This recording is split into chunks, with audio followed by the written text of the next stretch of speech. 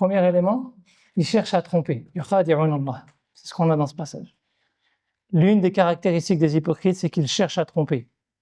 Ils ne sont pas juste dans le fait qu'ils se trompent eux-mêmes. C'est qu'ils cherchent à amener quelque chose qui n'est pas vrai. Et on vit dans une société où les gens cherchent à tromper. Ils cherchent à ruser, ils cherchent à vendre de l'apparence, ils cherchent à vendre quelque chose qui n'est pas vrai.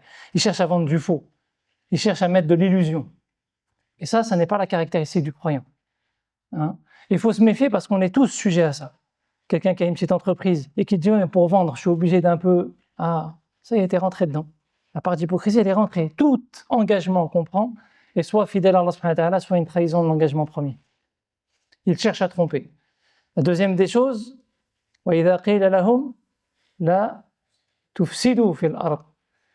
Ils pervertissent la terre, ils sèment la corruption sur terre, dans le sens où ils n'ont pas un comportement avec la création d'Allah subhanahu wa ta'ala qui la ramène à sa nature saine. Ils cherchent toujours à transformer, à altérer, etc. D'accord? Et ça, on peut être nous des contributeurs. On va se dire, mais c'est pas moi je vis mon époque. Il y en a plein qui vivent à notre époque et qui vivent très sainement dans leur consommation, dans ce qu'ils utilisent, etc. Donc, un des leviers sur lequel il faut être vigilant, le fait de pervertir la terre ou pas. وَإِذَا قِيلَ لَهُمْ آمِنُوا, c'est quoi? Ils se disent quoi?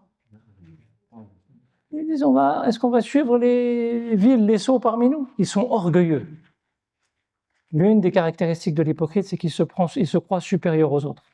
Si dans ta manière de gérer tes relations et tes projets, tu penses que tu as la science infuse et que tu n'es pas capable d'apprendre du premier venu et d'être attentif, même si tu es convaincu que tu as raison, sois toujours attentif. C'était la position par exemple de l'imam Shafi'i, rahmatullah alayh, lorsqu'il rentrait dans un débat, il avait toujours cette intention, je suis convaincu que j'ai raison.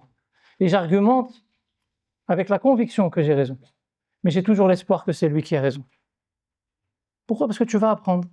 Et ça te met dans une posture d'humilité. Donc tu es toujours attentif, tu n'es pas en train de chercher à servir l'autre. Et la dernière des choses, c'était quoi? وَإِذَا لَقُوا الَّذِينَ آمَنُوا قَالُوا آمَنَّا وَإِذَا خَلَوْا إِلَى شَيَاطِينِهِمْ قَالُوا إِنَّا مَعَكُمْ إِنَّمَا نَحْنُ مُسْتَهْزِئُونَ. Ils se moquent. Ils prennent tout en dérision. Le fait de se moquer des croyants, certes, mais c'est pas que ça. Parce qu'Allah subhanahu wa ta'ala dit mustahzi'un. C'est-à-dire que c'est plus général, comme c'est un nom. Tu prends tout à la dérision, tout devient relatif. On a tout haja normal, comme ils disent. Donc il faut faire très attention à la place de la moquerie et de la prise à la dérision dans tout ce qu'on a dans nos vies.